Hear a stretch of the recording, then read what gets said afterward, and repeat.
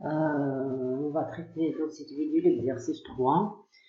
Un œil hémétrope dont PP est égal à 50 cm de son centre optique utilise une loupe de 4 cm. On remarque que la distance focale de la loupe est trop petite, voilà, 4 cm, 60 cm de distance focale. Pour examiner, sont accommodés, voilà, c'est un détail ici, sont accommodés, voilà, un objet AB. L'œil est dans le plan focal image de la loupe. Quel est le grossissement de la loupe? Faire un dessin montrant la marche d'un rayon lumineux issu d'un objet, d'un point de l'objet. Voilà.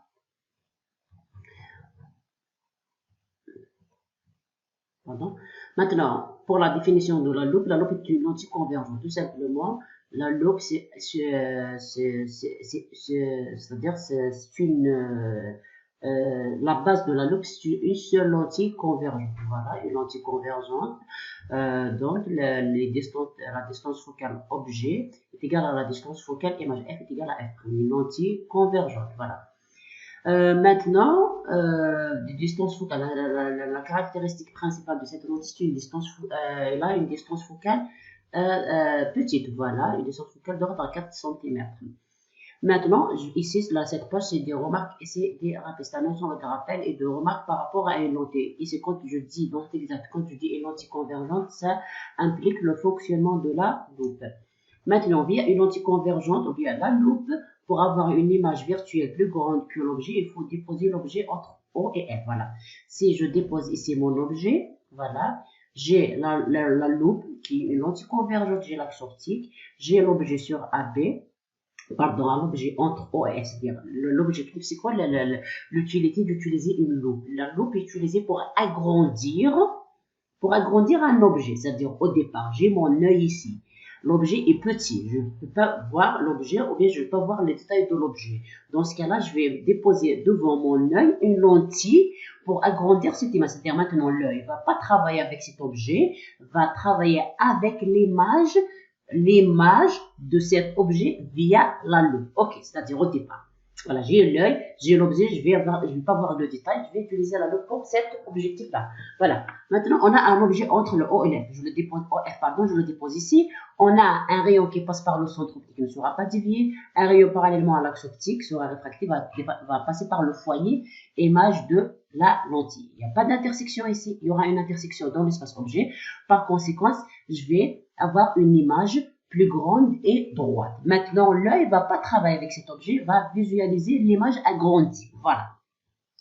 La loupe fonctionne comme une lentille convergente. Maintenant, ici, on a une image grande. Maintenant, pour avoir une image, c'est-à-dire maintenant, l'œil va travailler avec cette image-là. Mais quand même, c'est une image qui est proche de PP de cette œil. Dans ce cas-là, il doit s'accommoder. Dans l'exercice, ils disent qu'on doit s'accommoder. C'est-à-dire, on est obligé de faire, c'est-à-dire de déposer la lentille de telle manière d'avoir le PP de cet œil sur la distance focale, voilà, c'est-à-dire, voilà, au départ j'ai l'objet ici. Maintenant, je vais faire déplacer cette loupe afin d'avoir cet objet sur la distance focale de cette loupe et de cette lentille-là.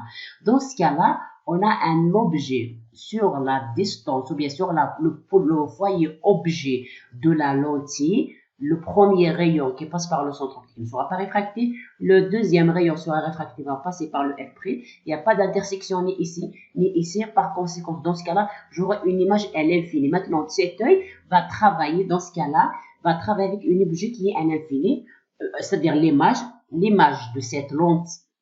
L'image de cet objet via cette lentille, on aura une image à l'infini. Cette image, en réalité, va être l'objet de cette œil. C'est-à-dire, c'est comme si ici, quand on prend la loupe, c'est comme si j'ai l'association de deux lentilles.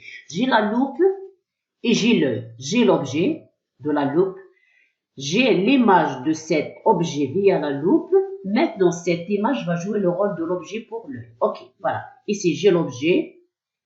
L'image de cet objet est à l'infini. L'image de cet objet est à l'infini.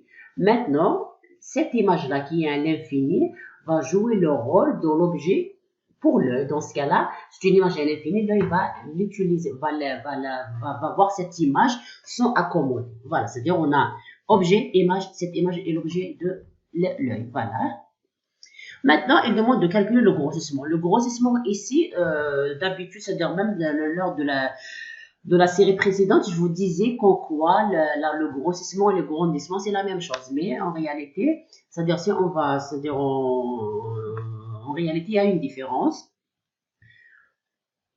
Voilà, ici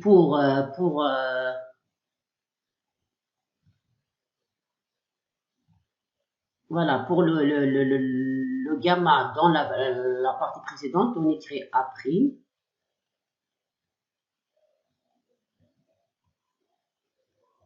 Voilà, c'est linéaire. On dit est égal, bon, N1, au A', c'est ça, si je ne me trompe pas. Voilà, sur N2. Voilà, sur la position de l'objet. Ici, on utilise les distances, on appelle ça c'est un grandissement. C'est un grandissement linéaire, c'est un rapport de distance. Maintenant, quand on parle de, par exemple, comme cet exercice-là, c'est alpha, c'est le grossissement qui est le rapport d'angle. Alpha prime sur alpha, voilà. C'est juste un peu de, mais ça reste, c'est un grandissement. L'objectif, c'est d'agrandir l'objet. C'est d'agrandir l'objet pour pouvoir c'est-à-dire pour pouvoir visualiser cet objet. Le grandissement et le grossissement. Le grandissement, c'est un rapport de distance, ou bien quand on parle d'un rapport d'angle, dans ce cas-là, je vais parler du grossissement. C'est juste un petit détail. Voilà.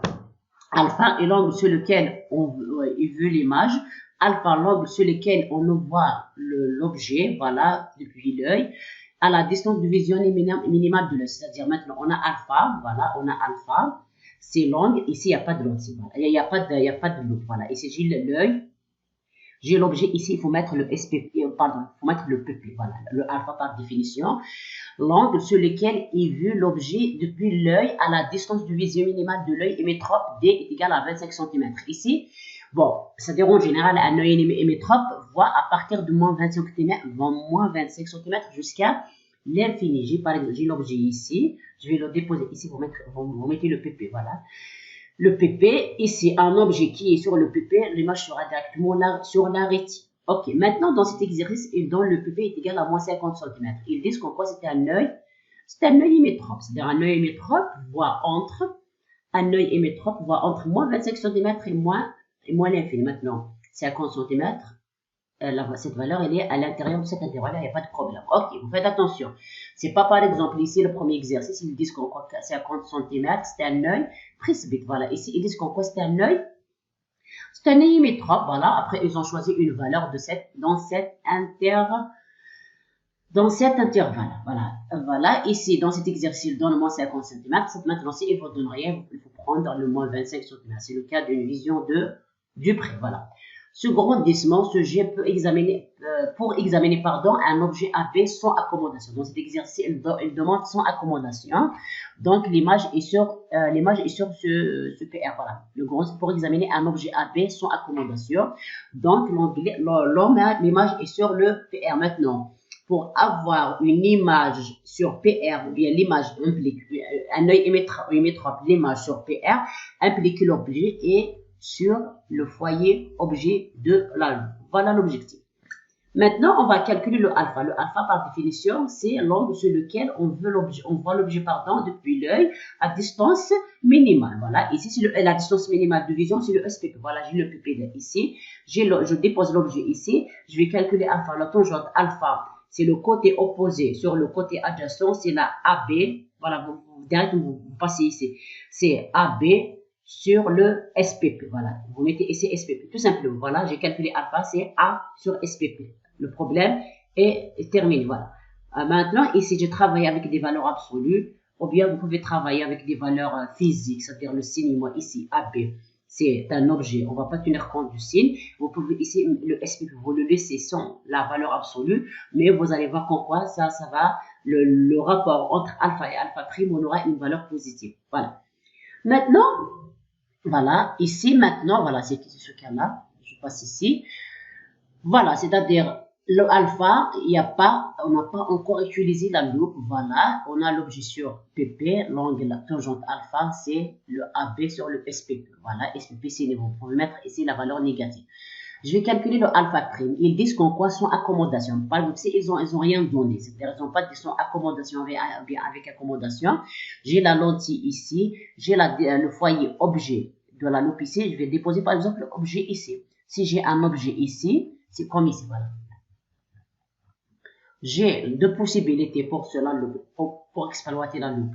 Soit de déposer l'objet entre le O et le F, j'aurai l'image proche de PP. Dans ce cas-là, l'œil va voir le détail de cet objet. C'est-à-dire, on aura une image agrandie, mais l'œil va s'accommoder. Maintenant, pour ne pas fatiguer l'œil cherche son confort. Voilà, le mieux, c'est de déposer cet objet sur la distance focale de la lentille et on aura une image à l'infini. L'image à l'infini va jouer le rôle d'un objet pour l'œil. Dans ce cas-là, va le visualiser avec son accommodation. Voilà l'objectif de cet exercice. Voilà, maintenant, son accommodation, je dépose ici l'objet sur l'objet, je vais le déposer sur la distance focale de la lentille. Voilà. Ici, on a, ici, pour les angles, ces angles apparents, il faut prendre l'angle entre les rayons qui ne sont pas déviés. C'est-à-dire, il faut le prendre toujours, le rayon qui passe par le centre optique qui ne sera pas dévié. Ici, pour un objet à l'infini, on aura les deux rayons qui sont parallèles. C'est-à-dire de prendre cet angle de cet angle, c'est la même chose. Par exemple, ici, par exemple, de prendre cet angle ou bien cet angle, ce n'est pas la même chose. C'est pour ça c'est recommandé, ou bien c'est-à-dire la logique des choses, c'est de prendre, la logique des choses, pardon, c'est de prendre l'angle entre l'axe optique et le rayon qui passe par le centre optique. Voilà. Ici, il n'y a pas de problème à l'infini. Cet angle ou bien cet angle, c'est la même chose. Voilà, je passe ici. Voilà, maintenant, l'angle alpha prime, c'est AB sur OA, qui est OF, c'est-à-dire l'objet est déposé sur la distance focale, ou bien sur le foyer objet dans notre loupe, voilà. Ou bien de prendre, voilà, alpha, c'est OI, ou bien IO sur SO. Bon, je ne vais pas faire attention à l'ordre de la direction dont je vais lire les distances sur le OS est égal à OF'. C'est une lentille convergente. Le OF et le OF' sont la distance sont égales. Voilà. Et AB est égal à OE. Voilà. Je divise. Voilà. AB sur F'. Maintenant, le grandissement. Pardon. Le grandissement. Voilà. Le grandissement. Voilà. C'est ici. C'est alpha prime, le grandissement, c'est alpha prime sur l'angle pour visualiser l'image de cet objet et l'angle pour visualiser l'objet directement. Voilà, on a, c'est alpha prime, c'est AB OF prime. Voilà. OF prime et voilà sur AB sur OP. Voilà, je préfère de prendre, c'est pour ça que je vous recommande de prendre cet angle. Voilà, c'est-à-dire pour avoir ici un tangent, si vous voulez négatif, un tangent ici négatif, ça va simplifier le cinéma. Si je prends ici OF prime, la distance focale image d'une lentille, ça sera positif et le PP négatif, ça va nous poser un problème. Ok, l'essentiel. Voilà, AB OF. Ou bien le F, la distance focale objet, parce que l'objet est déposé sur le F, sur AB sur OPP, voilà, OPP c'est négatif, et c'est négatif, c'est devant la lentille, le foyer, ici vous mettez, je préfère de mettre F ici, voilà, le rapport, il y a un signe moins ici, un signe moins ici, ça va nous donner, voilà. Sinon, vous pouvez travailler, ça pour éviter les problèmes, vous travaillez avec des valeurs absolues, il n'y a pas de problème. Voilà le grandissement de cette loupe, voilà. Maintenant, c'est-à-dire ici, on a donné si vous voulez, le détail, on a détaillé les choses. L'essentiel maintenant, si vous voulez, vous pouvez directement passer à appliquer cette formule. Le grandissement, c'est le SPP de l'œil sur la distance focale de la distance focale de la lentille, de la loupe, voilà. D SPP, D est égal à SPP, c'est la distance minimale de vision distincte, F distance focale de la loupe, voilà. Maintenant, c'est-à-dire, il y aura peut-être, c'est pas peut-être, c'est-à-dire, il y aura des problèmes, il y aura des exercices, donc il demande de calculer le grossissement dans lequel l'objet est entre le O et le F. Hein. Voilà, il y en a, vous pouvez voir, rechercher des exercices.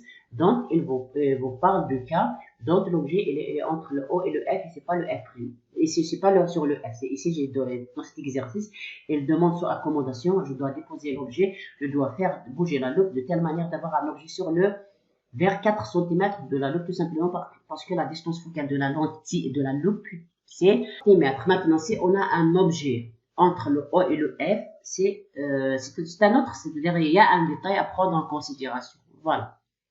C'est-à-dire il y en a deux cas, dont il donne l'objet sur F et dans lequel il donne l'objet entre le O et le F. Voilà, j'ai terminé avec le grandissement. Voilà. Maintenant, voilà. Maintenant, si on parle de la question suivante, l'acuité visuelle de l'œil est de 3 fois 10 puissance moins 4 radians, qui est le diamètre est égal à 1 de plus petit objet que l'œil peut visualiser ou bien observer distinctement sans la loupe. Et avec la question précédente, ces angles, on est dans le cadre d'approximation de Gauss, tangente alpha est égal à alpha prime, tangente alpha est égal à alpha. Voilà, et en plus, c'est les angles qui sont exploités en radio. Voilà. Maintenant, dans le corrigé, je ne sais pas, est-ce que vous avez remarqué pourquoi j'ai trop détaillé le phénomène, c'est-à-dire ce paramètre d'acuité. Je vais vous parler de l'essentiel. Maintenant, l'acuité chez l'ophtalmologue. Voilà,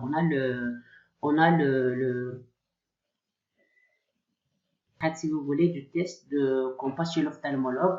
On a une échelle dite monoyée et une échelle dite Pareillo. Voilà. Maintenant, l'échelle monoyée, c'est pour la vision de loin, pour des personnes qui souffrent, par exemple, de la myopie. Là, pour les personnes presbytes, c'est ce tableau-là. Voilà, c'est l'échelle, voilà, Pareillo. C'est les noms de personnes qui ont inventé ces échelles-là. Voilà, maintenant, si vous voulez, les valeurs. Maintenant, pour l'acuité visuelle de loin, se mesure par rapport à un dixième, 1 sur 10, 2 sur 10, 3 sur 10, etc. Voilà, c'est par rapport à un 10. 10 sur 10, ça nous donne, c'est le cas d'un œil qui n'a pas besoin d'aucune correction. Voilà, après, c'est un texte, voilà, c'est-à-dire, ils ont respecté certains caractères, bien certains critères, voilà. Maintenant, pour la vision de loin, c'est une lecture à faire à distance de moins 5 mètres, c'est-à-dire parce que c'est des personnes myopes. Maintenant, pour les personnes, par exemple, précipites, ils prennent ce tableau-là, bien ce texte-là, à une distance, des fois moins, bon, ça dépend, c'est-à-dire, il y en a des ouvrages qui disent à moins 25 cm, mais la logique des choses, c'est moins 25 cm, c'est le pp d'un œil normal, ou bien vers moins 33 cm. Bon, juste une parenthèse, voilà, selon l'ouvrage, selon les données qu'on exploite. Maintenant, par contre, ici l'échelle 2 sur 10, 3 sur 10. Par contre, ici, P14, P10, P8, P6, P5, etc. P1, 1,5. Maintenant, par contre, ici, pour une personne qui ne souffre qui est un œil qui est sain, c'est-à-dire l'acuité, si vous voulez, de proche. Voilà, bien là, pour visualiser des objets proches, c'est P2. Quand on dit à une personne, elle a P2 pour la vision du près, dans ce cas-là, c'est une personne qui n'a pas de problème. Voilà, juste une parenthèse dans ce cas-là. Voilà, maintenant, ici, je vais appuyer sur l'échelle de loin, bien sûr, la lecture de loin. Maintenant, 10 sur 10, 9 sur 10. Maintenant, ici, dans cet exercice, il donne en radio. Voilà, je vais faire tout un petit détail pour vous faire comprendre d'où vient cette valeur-là. Voilà. Maintenant, on a par exemple, on a un œil ici. Bon, je vais lire ici. L'acuité visuelle mesure la capacité de l'œil à voir des petits objets situés loin, vers 5 mètres. Chez l'ophtalmologue, se mesure lors de tests de lecture sur un tableau de lettres noir sur un fond blanc. Voilà. L'acuité d'un œil normal égale à 10 sur 10. 10 sur 10, voilà. La personne pourra lire la dernière ligne à une distance de 5 mètres. Maintenant, les personnes qui voient 10 sur 10, voilà, et si tu es une page de Google, là, voilà, on a si une personne va lire ces valeurs-là, on va dire qu'on c'est une personne qui a 10 sur 10. La deuxième rangée, c'est 9 sur 10. Voilà. Pardon. Voilà, voilà. Maintenant, bon, ici, je ne sais pas, voilà, c'est alpha, c'est l'acuité visuelle implique, c'est comme le cas de l'angle qu'on avait calculé pour la loupe. Voilà, cette acuité, pardon, s'exprime en dixième, je viens de le dire. Maintenant, pour une personne qui voit 10 sur 10, 10 sur 10, 10 sur 10, ça donne 1 minute d'arc.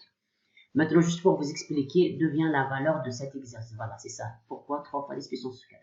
3 fois 10 puissance moins 4 implique 10 sur, vous allez voir que implique 10 sur 10. Voilà. Maintenant, 1 minute d'arc. Voilà, voilà, c'est des données ici, voilà. C'est 0,0167 degrés, voilà. Je trouve, c'est une valeur en degrés. Maintenant, 1 minute d'arc directement au radian, je ne peux pas faire le passage. Par contre, je vais travailler, j'ai l'acuité. Je vais la convertir en une minute d'arc. Il suffit de diviser le dénominateur sur le numérateur. Voilà, 10 sur 10, ça me donne 1. Je vais avoir la valeur en degrés. Maintenant, de degrés, je pourrais avoir la valeur en radian. Voilà, P est égal à 180 degrés. X, on ne connaît pas la valeur. 1 minute d'arc, c'est 0,0167. Voilà, j'aurai la valeur 2,f fois 10 puissance moins 4. En réalité, c'est 3 fois 10 puissance moins 4. C'est-à-dire, pour faire comprendre que pourquoi la valeur de l'acuité visuelle qui est dans cet exercice, c'est un œil et métropes. Maintenant, par exemple, j'ai donné ici un exemple qui voit 2 sur 10. C'est la 9e ligne. 1, 2, 3, bon, c'est 10, c'est des personnes qui pourront lire que à partir de la 9e ligne. Voilà, je reviens dans le corrigé. Voilà, on a 10 sur 10, voilà, je viens 10 sur 10, c'est 1 minute d'arc et c'est 0,167 degrés qui est égal à 3 fois 10 puissance moins 4 radians. Maintenant, pour une personne qui va lire à partir de la 9e ligne, c'est 2 sur 10. Pour voir la valeur de l'angle à part en minute d'arc, il suffit, je dois diviser le dénominateur sur le maqam à l'alba, c'est-à-dire qu'il faut prendre l'inverse, comme ici. Voilà, c'est-à-dire pour calculer en minute d'arc, ici c'est 10 sur 10, c'est 1, 10 sur 9, 10 sur 8, 10 sur 7 pour avoir l'angle. C'est-à-dire, voilà, c'est dans l'essentiel, dans ce cas-là. Voilà. 10 sur 2, ça va me donner 5 minutes d'arc. Voilà. 5 minutes d'arc. Après 5 minutes d'arc, je vais déposer ici 5 minutes, 5 d'arc. Voilà, on a 1 minute d'arc, c'est 0,067 degrés. Je cherche son équivalent, bien la valeur équivalente en degrés. Voilà, il suffit de faire la règle de 3. Maintenant, je trouve la valeur en degrés. Je vais utiliser le facteur de proportionnalité entre le radian et le degré. Je vais avoir l'acuité visuelle d'une personne qui voit 2 sur 10. Voilà, quand même, c'est une faible acuité visuelle. Voilà, juste un petit détail. Juste, c'était tout ça juste pour vous expliquer cette valeur-là. Maintenant, on a l'objectif de cette question est de comparer entre les angles alpha et alpha prime de l'objet et de l'image respectivement de la loupe et l'acuité d'un œil serre. Voilà, elle donne ici l'acuité visuelle et 3 fois 10 puissance moins 4 radians qui correspond à une vision 10 sur 10. Voilà, page 9, 3 prime. Voilà, ici on a maintenant l'angle apparent supérieur à l'acuité visuelle. On peut voir l'objet sans à l'œil nu. Si maintenant on a le alpha, l'angle est inférieur à epsilon, à l'acuité visuelle, dans ce cas-là, il faut utiliser la loupe. Voilà, dans la loupe, il voit les petits objets. Voilà, c'est-à-dire dans la loupe, il voit les petits objets visibles qui est à une distance minimale. Voilà, la loupe, la loupe elle est utilisée pour visualiser des objets proches. Contrairement, par exemple, on parle la loupe et le microscope. Hein. Même le cas de microscope, c'est de visualiser des objets, voilà, par exemple le microscope, c'est pour des objets invisibles via un œil nu, voilà, sans un instrument optique. Par exemple, on parle de lunettes astronomiques pour les astronautes. Pour les astronautes, dans ce cas-là, ils utilisent les lunettes astronomiques, c'est-à-dire c'est travaillent avec une distance loin. Ok. Voilà, maintenant, ils disent qu'on va ici dans cet exercice, ils disent sans la loupe. Voilà, sans la loupe et avec la loupe. Sans la loupe, on va travailler, on va comparer, on va prendre alpha est égal à cette valeur. Avec la loupe, je vais prendre alpha est égal à alpha prime. Voilà. C'est pas ici, c'est pas ici, c'est ici. Voilà. Pardon. On a tangente alpha est égal à alpha. On est dans le cadre d'approximation de Gauss. Et l'acuité visuelle, vous prendre la valeur, c'est des angles, voilà, mais c'est des faibles angles, est égal à AB sur SPP. Voilà, ici, un objet qui est sur le PP d'un œil, on pourra le visualiser sans la loupe. Faire l'application numérique et on aura la valeur. Voilà, avec la loupe, l'œil va l'image agrandie de l'objet. Maintenant, si on utilise l'œil, si on utilise la loupe, l'œil va pas travailler avec l'objet qui est sur le SPP. Par contre, il va travailler avec son image qui est ici, son accommodation qui est à l'infini. Cet objet, tout simplement, on a une image à l'infini parce qu'on a un objet qui est déposé sur le F, ou bien sur le foyer objet de la loupe. Voilà. Tangente epsilon, bon ici c'est epsilon comme ça, est égal à alpha prime est égal à AB sur la distance focale de la